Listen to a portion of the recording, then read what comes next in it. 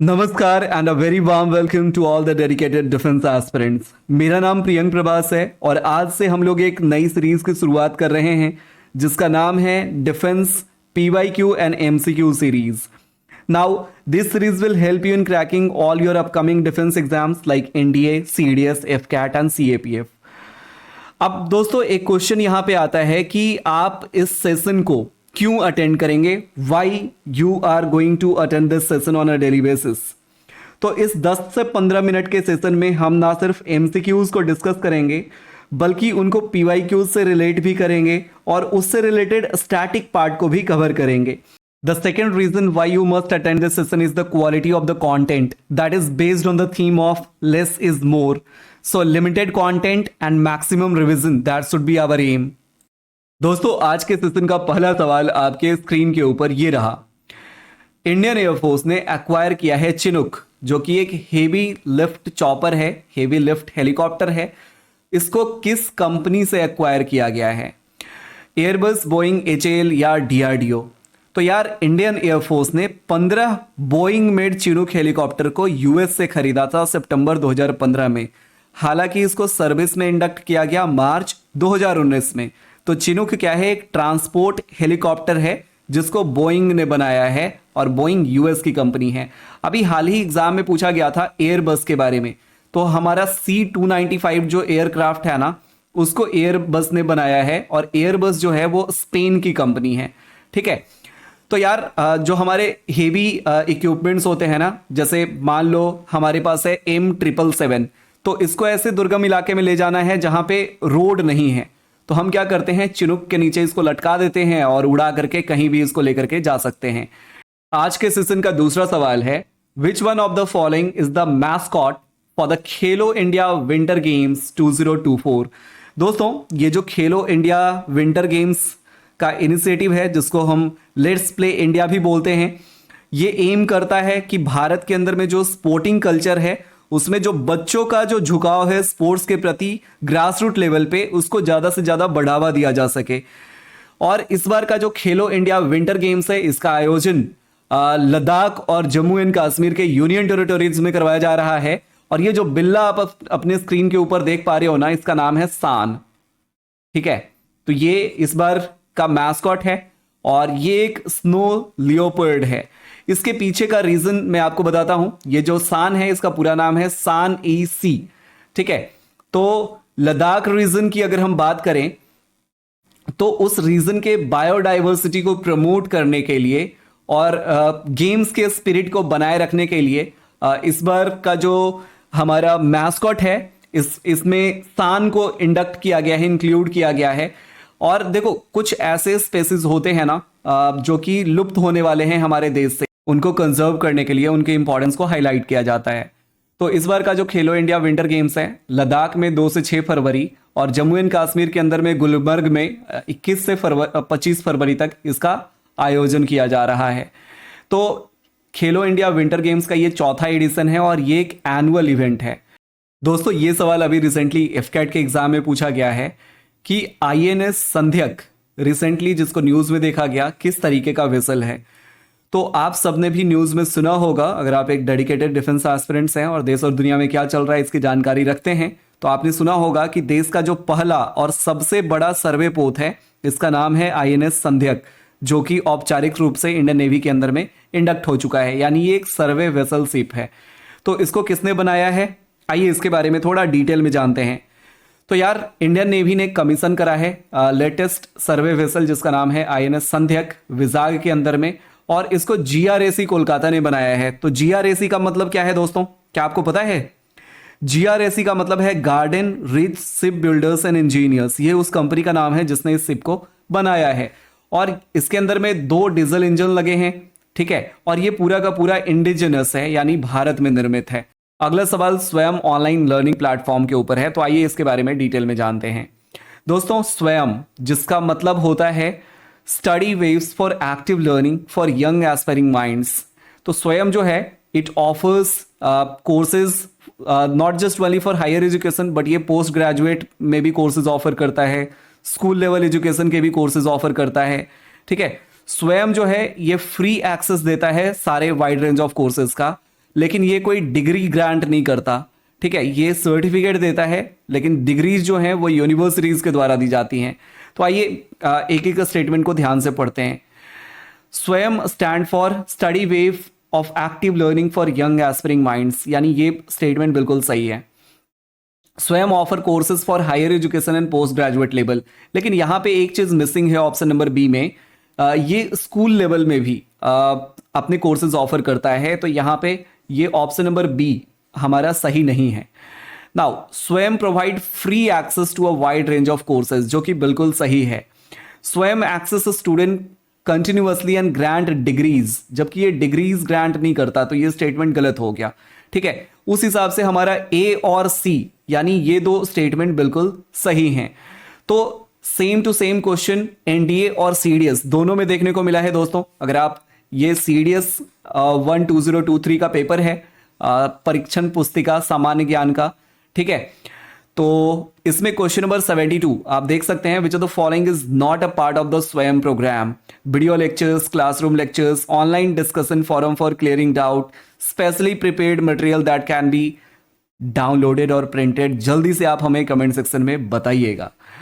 अगले सवाल की अगर हम बात करें तो अगला सवाल है, what is the theme for national science day 2024? Women in science, future of STI, impact on education skills and work, integrated approach in S and T for sustainable future, indigenous technology for Viksit Bharat. आइए इसके बारे में डिटेल में जानते हैं। तो हमारे देश के जो यूनियन मिनिस्टर हैं डॉक्टर जितेंद्र सिंह, इन्होंने रिवील किया थीम नेशनल साइंस डे 2024 का, जो कि है indigenous technologies for Viksit Bharat, in order to promote science and technology and innovation.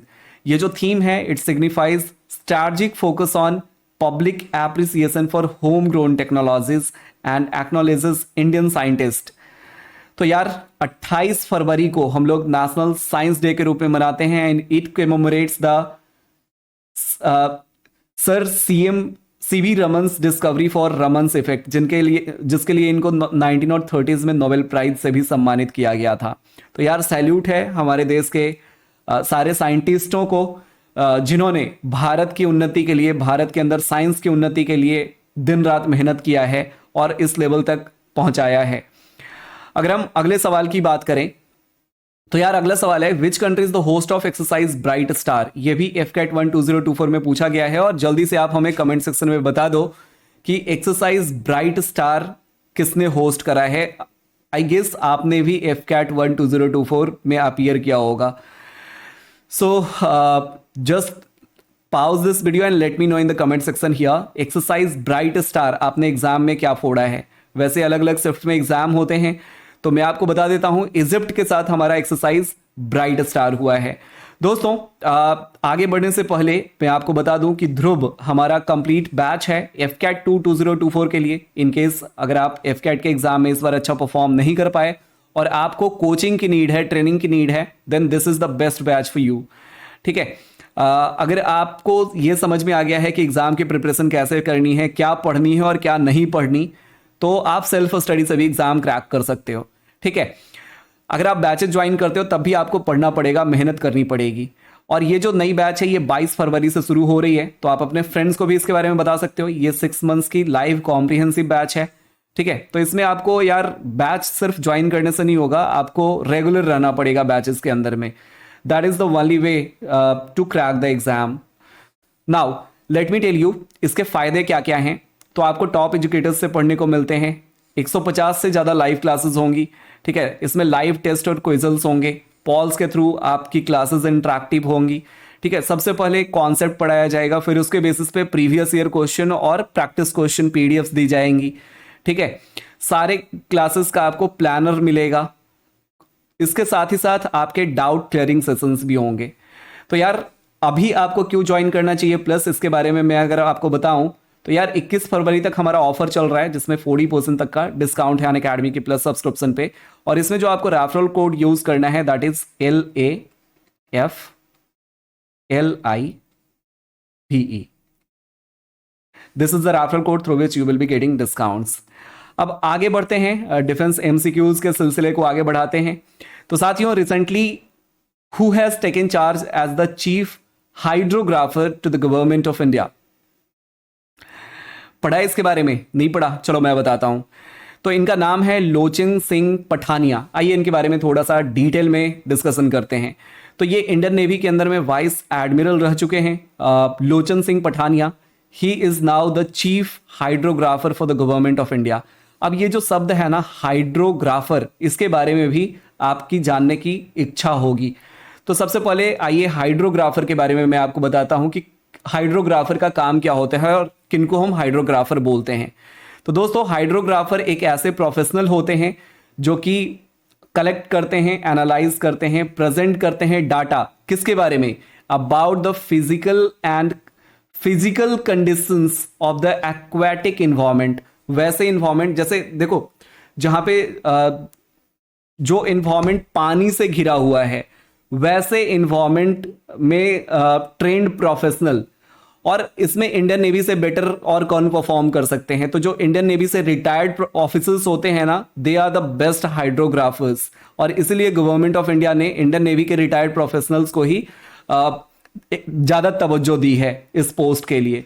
तो वो प्रोफेशनल क्या करते हैं? डाटा को एनालाइज करते हैं, प्रेजेंट करते हैं, कलेक्ट करते हैं, और उसके जो फिजिकल फीचर्स हैं, वहाँ के कंडीशंस हैं एक्वाटिक इन्वायरमेंट के, उसके बारे में वो गहन अध्ययन करते हैं। ऑलरेडी उनके पास बहुत तजुर्बा होता है। तो हाइड्रोग्राफर्स जो होते हैं उनका काम क्या होता है? They measure the water depth. Now water level और उनके टाइड्स के बारे में इंफॉर्मेशन को कलेक्ट करना, ठीक है, ओशियंस के मैप की मैपिंग करना, सीज की मैपिंग करना, रिवर्स की मैपिंग करना, सर्वेइंग करना, ये सारा उनके जॉब रोल का हिस्सा होता है। साथियों, एक सवाल है, recently which institution launched north India first human DNA bank under make in India initiative? आप अगर ये लोगों से आप पहचान पा रहे हो, तो ये लोगो है बनारस हिंदू यूनिवर्सिटी का, that is BHU। It is one of the best central universities in India. तो BHU is creating north India's first human DNA bank. आइए इसके बारे में डिटेल में जानते हैं। तो यार, नॉर्थ इंडिया का पहला human DNA bank that is equipped with an automated DNA extractor machine, और जो कि भारत में निर्मित है, मेक इन इंडिया इनिशिएटिव के तहत में बनाया गया है। और इसको ज्ञानेश्वर लैब में BHU के अंदर में जो जूलॉजी डिपार्टमेंट है वहां पे लगाया गया है 30 जनवरी को, ठीक है। तो इस मशीन के द्वारा हमारे जो प्लास्टिक का यूज है उसको मिनिमाइज करने का एक इनिशिएटिव लिया गया है, and that also ensures environmental sustainability as well. Now, let us move to the next part.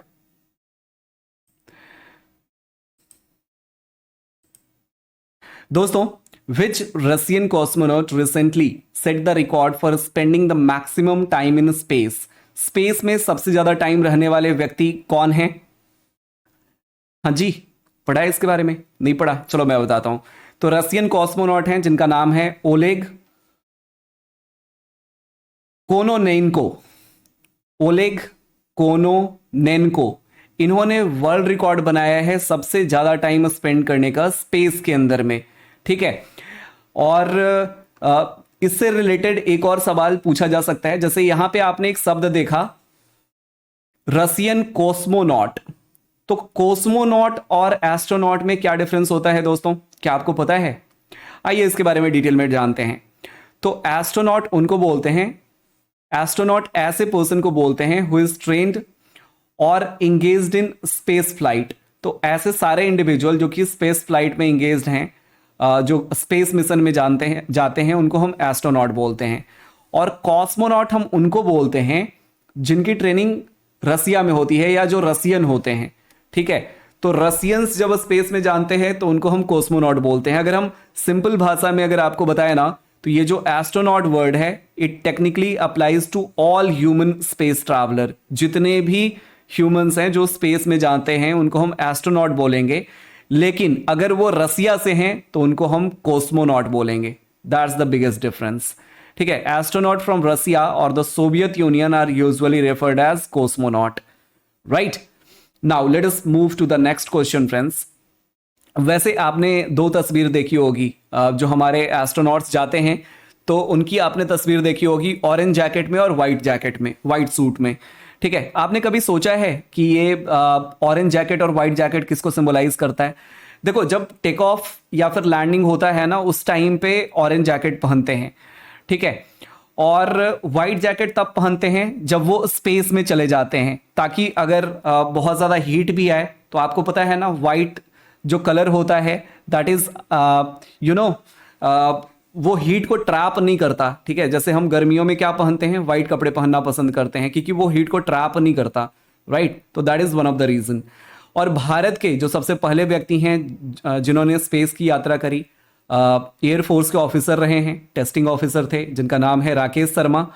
और कल्पना दीदी, Kalpana Chawla was the first female जो कि स्पेस में गई, और जिस स्पेस फ्लाइट से ये स्पेस में गई थी उसका नाम है कोलंबिया, जो कि जिसका ऑनर नासा है।